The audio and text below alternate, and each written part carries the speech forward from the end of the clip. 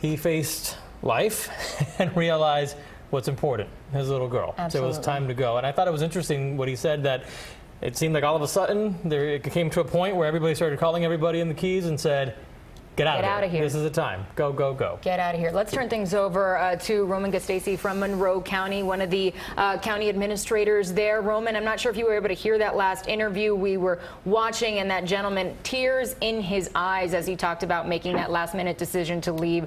How does that make you feel? One, to know that he did get out, and two, to know that these residents who did flee are so worried about what they've left behind.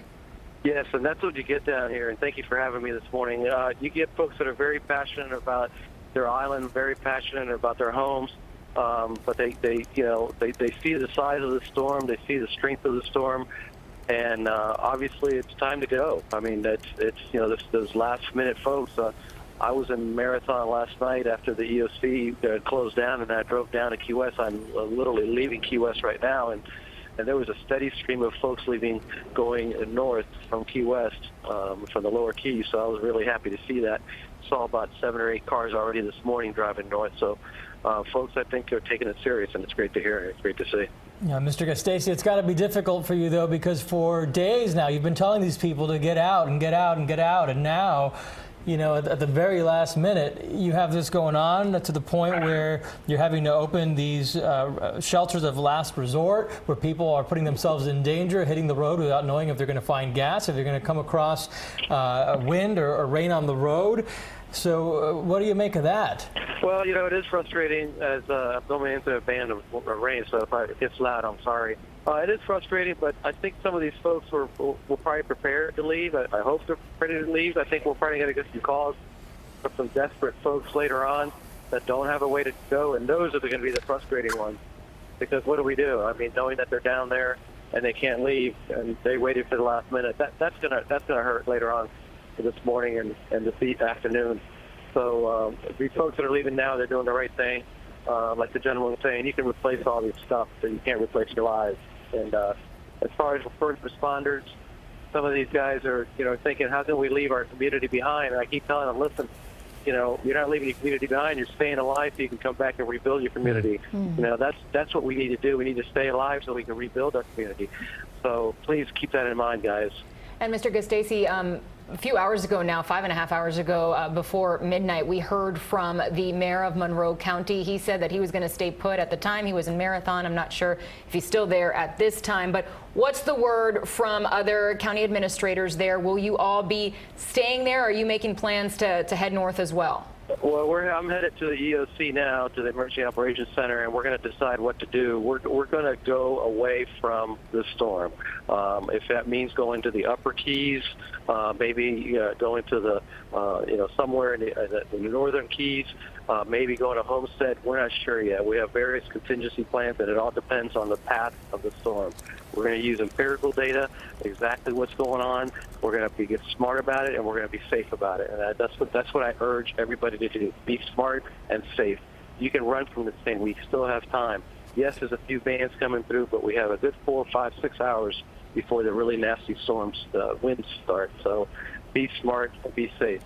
There are people, I'm sure, watching right now trying to make that decision at this very moment. Should I stay? Should I leave? And if I stay, do I stay at my house or do I go to one of these shelters? I'm going to list them really quickly here. Coral Shores High School in Plantation, Marathon High School in Marathon, Sugarloaf School in Sugarloaf Key, and Key West High School in Key West. Can you explain to us what these shelters are like? Because this is different from the regular shelters, correct? Yes, these are the high schools. The 3 high schools are big, new buildings, fairly new buildings, big concrete buildings. We feel like, if you're going to stay and you want to suffer through this misery, this is your refuge of last resort. If you're going to stay in your home, some folks I know have built fortified homes, concrete homes, and they feel comfortable with them. God bless them. I just don't understand why people want to go through this misery and all the pros are telling you that you got to go. You're looking at the images of the islands where it's already gone. We have very similar topography, very similar structures, and if it comes over us, we're going to have similar destruction. So why deal with it? We can come back and we can rebuild. Just leave, please leave. And that's really been your message all week long. Very impassioned pleas asking the residents of Monroe County to just get out as quickly as possible. And you've also mentioned throughout the week the concern, and this is why you wanted people to get out, saying that help would take long to get down to the Keys because there are so many other counties north of Monroe that are going to be impacted by this storm as well. Now seeing this track a little bit to the west and going to affect Collier, Lee, Charlotte counties and beyond, well beyond that. Are you feeling a little bit more confident at least that access from Miami-Dade into Monroe, there will be access? Or I realize we should not be putting our guard down in any sense of the word, but does that give you some relief at all? It is, and there's a great application that FDOT webcam, the video. It's 511. You can see the actual videos of I-75, I-95, and everything's flowing pretty well. I mean, it's pretty much empty. So this is your last opportunity. The next few hours, if you're in the Keys, please leave. And we're looking at a live picture right now out of Key West. Not a single person out there. And right now the conditions don't look too bad. But a little while ago we were seeing some of those palm fronds swing in the wind. And we've seen those conditions in other parts of South Florida. What is your worst fear right now for the Keys in general, for all of Monroe County? Well, again, the visuals and the images that we're seeing from the already affected islands. This storm has been very big. It's been very powerful since day one, and the thought that could happen here in the next day or two is frightening. It's just outright frightening. And if you lose your life in this, it's almost like suicide. I mean, why would you do something like this when you can easily leave? And I'm not going to risk our first responders and our emergency operations center because you're committing suicide. I mean, that's basically what you're doing, or at least you're gambling with suicide, because you're gambling if it's going to turn left, it's going to turn right. We see it coming at us as the time goes by. The images and the forecasting will get better and better, and we'll know exactly where that eye is going to hit, and we're going to run from it. We're not going to be in it. We're gone. We're out of here. And Mr. Gastesi, we've gotten quite a few calls into the newsroom asking, what about the Stock Island Detention Center? What will happen to all the inmates there? You get that to the sheriff. I think he worked something out, I believe, with North Broward or Palm Beach County. There was some space up there. I know they've got a plan to move them, and I apologize. I haven't been able to talk to the sheriff this morning, but he was making plans. He's concerned about the prisoners and the guards that take care of the prisoners. Even though that building is a fairly new building, very strong building, again, why deal with it, let's just go.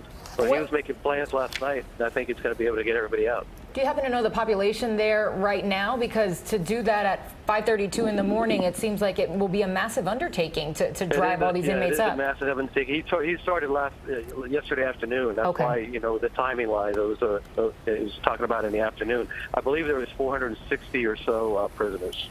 Any idea, and I know that police has already been asked to leave the Keys, but any idea of how many people might still be left there or were there before everybody decided to get the heck out of there finally? I think everybody's just about gone. I think there's a few folks. I drove around Key West last night. I saw a few lights on, a few cars.